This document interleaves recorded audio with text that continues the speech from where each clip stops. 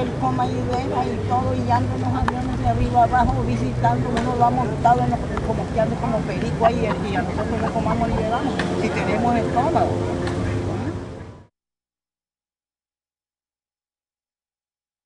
Dibromochloropropane, also known as nemagon, was used as a soil fumigation pesticide during the 1960s, 70s, and 80s. According to the EPA, exposure to nemagon may cause kidney and liver damage, atrophy of the testes, anti-fertility, and cancer. The pesticide was banned in the continental United States in 1979. 4,000 people live in a tent city of sticks and plastic. This is a place of protest. Un acuerdo firmado con el gobierno anterior. Sí, sí, firmamos, avanzamos un poco. Ese acuerdo establecía una atención de salud diferenciada. Hello, I'm Leo Dubray. On a recent trip to Nicaragua, I had the opportunity to visit with a large group of banana plantation workers who were encamped in the middle of the capital city, Managua.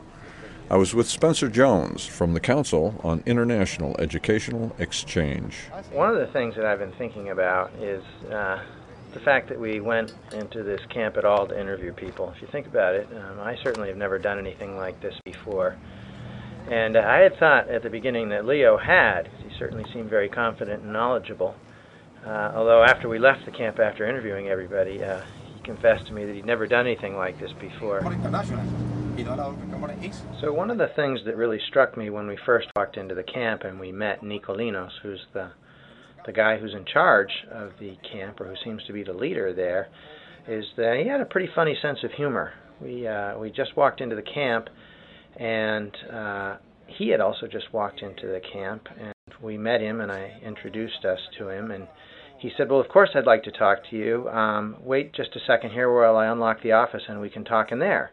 And then he walked over to this black plastic tent and unhooked a little piece of string and pulled back the flap and grandly gestured for us to enter the office and sit down and have a chat with him. La gente está muriendo contaminada. Se han muerto más de 1,700 compañeros inflamados, vomitando el hígado, en diarrea, de sangre, inflamadas las articulaciones, inflamación del pecho, dolores en los huesos, problemas visuales, o sea, un montón de cosas aquí, cáncer en la piel, hematomas, pelotas que salen. Y entonces hemos venido de etapa en etapa. Con esta tenemos 5 veces que venimos a Managua a pies, desde a 140 kilómetros de acá, en protesta. Sí, dentro de toda la estrategia y el trabajo que hemos hecho, el gobierno ha tratado de que nos vayamos. Nos han tirado 2 compañeros, nos han venido a valer. Los vimos con los acuerdos firmados. Nunca nos imaginamos que el nuevo presidente los iba a desconocer. Al desconocerlo él, entonces tenemos que venir a protestar. ¿Por qué? Porque tenemos presupuesto para asignado. Sabemos de dónde venimos y para dónde vamos. Pero hemos reemplazado la guerra y el odio, el terrorismo, por el pacifismo. Y ahora tomamos una protesta pacífica. Aquí nos estamos apuntando a quién se aburre primero. Porque la gente vea que nosotros somos pacíficos. Porque nosotros firmamos con el Estado y con las autoridades del Estado. El presidente se va, pero los acuerdos quedan. When I was talking to the man in the blue shirt, and he was relating some of the things that had happened to he and his wife, I nearly screwed up or really did something that was not very sensitive at all, and it sort of drives home the difference of the reality of the people in this camp and my own reality. The man in the blue shirt started talking about the things that had gone wrong with him because of this poisoning, and he started talking in a very flowery way about his ability to have children or to have sex, and how he had lost that ability. And I started sort of laughing in my mind because of the flowery way he was talking about it, because it seemed so absurd, but really what it was, I think, is that he was embarrassed to be talking about this because it was an important part of his life and he'd lost it. And so the only way he could talk about it was in this sort of poetic, colorful way to cover up the embarrassment, and that really struck home with me. Pero nosotros no sabemos ¿de qué los ha dependido? Pues más o menos. ¿Cuál es el problema? Que sí, lo que sabemos sí que nosotros trabajamos, yo trabajé 16 años en la panadera. Ella trabajó igual que mí en la panadera. Ella ha sido operada 3 veces, le sacaron todas las cuestiones, se llegó a la muerte. Nosotros padecemos de unas enfermedades muy feas, pero que a veces nos dan trabajo.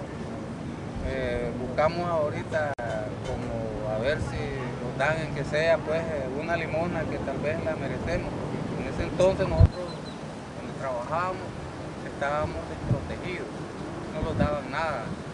Nosotros por lo menos. You know, one of the ways that that they suspected that they ingested this poison is because they would be out working in the banana plantations, and since they didn't have anything to drink water with, they would actually take a banana leaf and sort of fold it all up into a cup and then fill it with water and actually drink the water out of the banana leaf. And if you think about it, if this this substance was sprayed, it would be all over these huge leaves. I mean, if you think about a banana leaf, it's humongous. It's really big. And so this thick, rubbery kind of leaf material, it'd make a good cup. But if you just fold it up and then dip some water in it and drink out of it, you're sort of drinking the poison down. The ladies that I talked to there said were really very different from what the leadership were saying about the neighbors' cooperation. You know, the women were complaining that the neighbors were charging them a peso to go to the bathroom, a peso to get a little bit of water, and they would occasionally buy food from the neighbors, but all they'd get for a peso was a teeny little plate of food with virtually no meat on it, and they were pretty bitter about it. They were probably pretty bitter about everything. You know, I think the reality of running a camp like this is actually pretty complicated. Just as an example, not everybody said the same thing. You know, the leadership in the camp, when you asked them what the neighbors around the camp thought about it, the leaders would say, well, I think that they're pretty supportive of us. You know, it's a horrendous thing that happened to all these people, and they really want to support us. But when you got a little deeper into it and you talked to some of the people who lived in the camp, you would hear the stories about how the neighbors really didn't like the camp that much. And who could blame them? 4,000 people camped right in your front yard with no running water, with no place for them to go to the bathroom, with no place for them to put their trash. I mean, it can be pretty horrendous. There's an irony as you drive past this camp on the major road that goes by it. The road's pretty wide, probably has 3 lanes going each way. And if you go down that road down the hill towards the lake, you actually come to this huge plaza where the Congress used to be, and there's a very large cathedral there, and I think there's a museum down there too. And when you get down there, it's really kind of sad because they don't use that part of town anymore, and it's really sort of like a wasteland. I mean, the cathedral, which was pretty big and grandiose at one point, you can't even get inside it. It's completely locked off because during the earthquake, it was structurally damaged and they can't use it, but they haven't been able to tear it down either, and you have this huge Congress building that they don't use. And the irony is that when you go past camp, it's pretty neat and tidy inside and organized, and it's full of people doing things. But when you go to the seat of government, there's nothing there at all but weeds.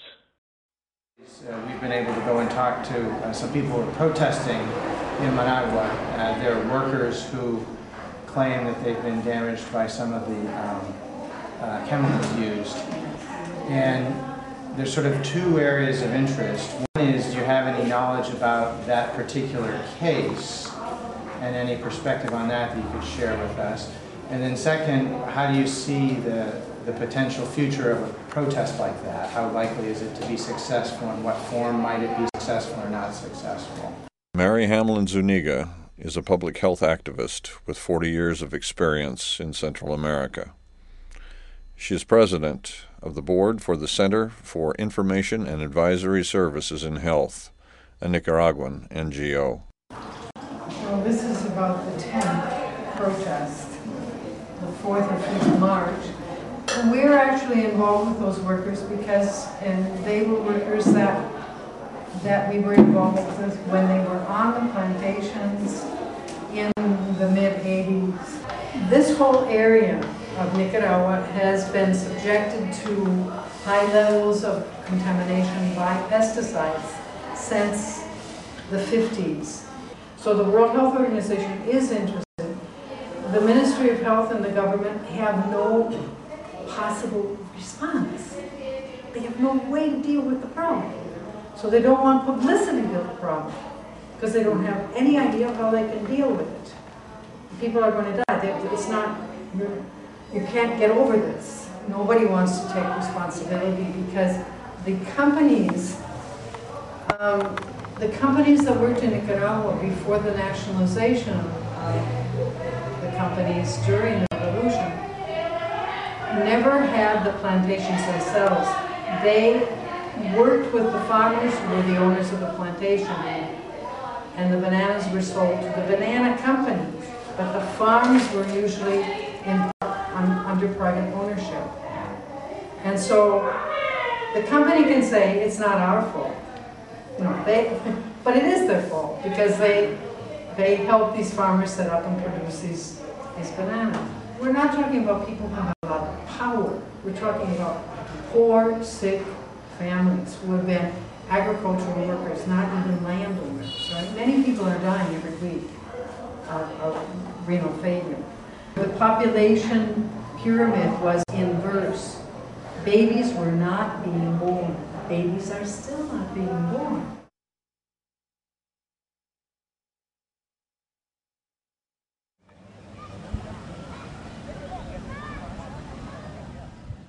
On June 7, 2007, a sniper's bullet wounded one of the farm workers in the camp. 16 days later, a second sniper attack wounded another person. Both attacks seemed to have come from a nearby government office building. The bloodstains were still visible when we visited the encampment. No arrests have been made in the case.